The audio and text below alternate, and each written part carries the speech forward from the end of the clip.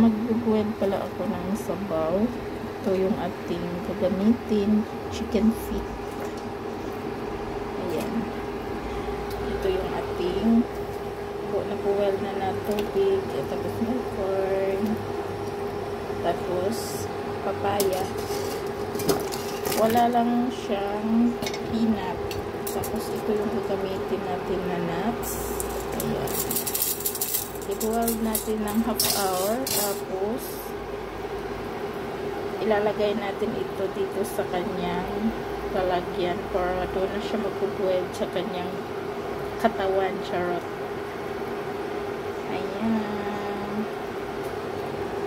Maganda daw to sa ano, basta masarap siya inumin. Yum, yum. Yung guys, ito yung ating binuweld na sabaw, papaya soup. Ayan. Tapos yung dinamit is paa, bagtag sa manok. Ayan. Tapos may corn, tapos papaya. Ayan. Try nyo din mag-boil ng ganito kung anong lasa. Ayan guys, thank you.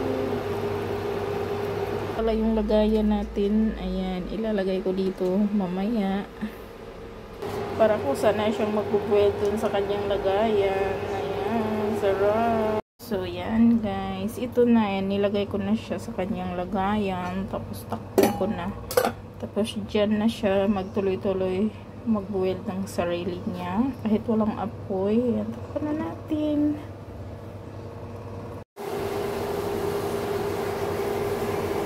Sarap.